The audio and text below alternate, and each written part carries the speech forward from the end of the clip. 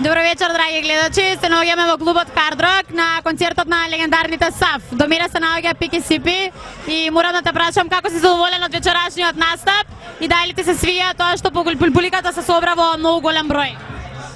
Добро, ова не е прв настап во Скопје после 9 години.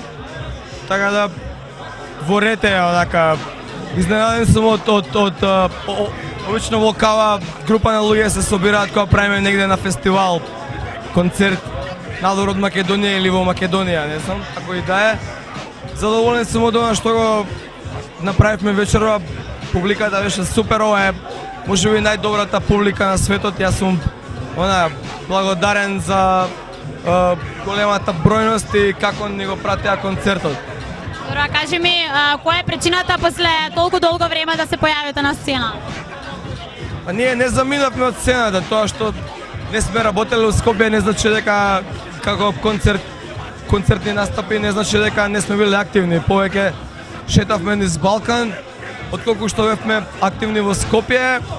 Немавме некаква идеја да направиме ништо, туку на некој му текнало дека ова е 10 годишнина од издавање на нашиот албум и 15 години од нашата концертна активност, па направивме еден концерт во овој добар клуб кој поздрав до Fat Crew екипа која се сети овие работи да ги одбележи некако и да не собере за еден ваков добар настап.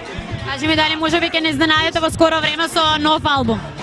Ова е година на Тигар од 2010-та. Ако оваа година не искочи Сафир, тогаш нема да правиме албум. Никогаш. Кажи ми, бидејќи сите знаеме дека повеќето од публиката на хип-хоп е повеќе по комерцијалата. Дали вие стриктно се држите до стилот на САФ или можеби ќе направите нешто по... Тоа е прашање во ирелевантно затоа што сите што не познаваат знаат дека тоа е нашиот филм. Ние никогаш не сме ги стрелеле трендовите, сме правеле тоа што сакаме. Дали сме легенди или не, тоа не ни е нас толку важно колку што ни е важно дека она што сме го ставиле за себе достоинствено можеме да се свртиме назад и да кажеме дека тоа сме биле ние и се уште го имаме тој вкус и таа љубов кон тој одреден вид на музика. Така да не жалам за ништо, Сафизам не го слушам никогаш, ама кога ќе го пуштам понекогаш дома или ако отидам кај некој мој другар кога ќе го пушти, не ми е срам од она што сме го направиле, така да задоволен сум. И дефинитивно верна публика. Кажи ми, бидејќи вие се рачунате, односно сте основачи на хип-хоп револуцијата, дали се чувствувате должни да ја одржувате и понатаму?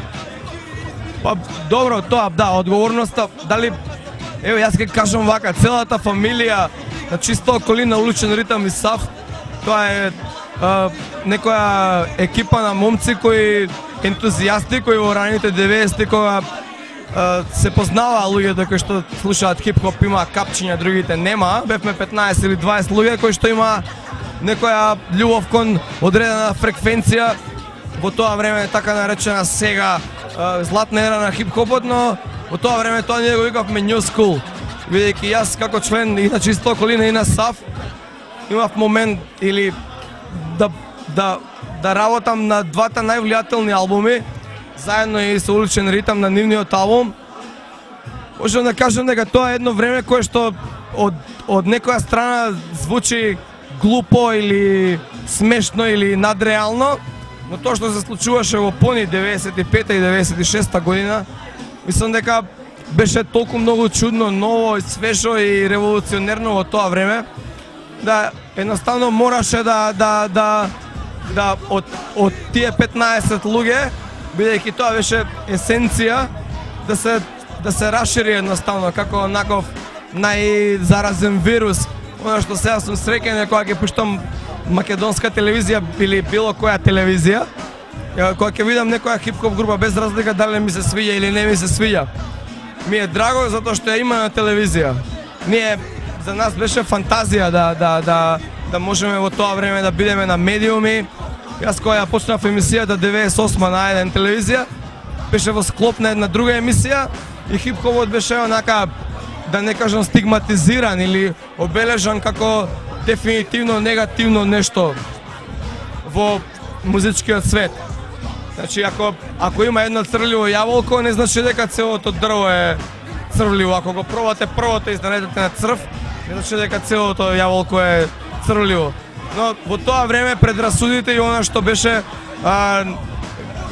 основа во македонската музичка сцена да се пуштаат само некои безвезни љубовни песни или она што во тоа време беше музика, зборам за рани 90-ти, кога единствен начин на промовирање беше да се појавиш на пулсирања, ние го одборавме другиот начин да правиме тоа што нас не се свиѓа, без разлика дали ќе бидеме на медиуми.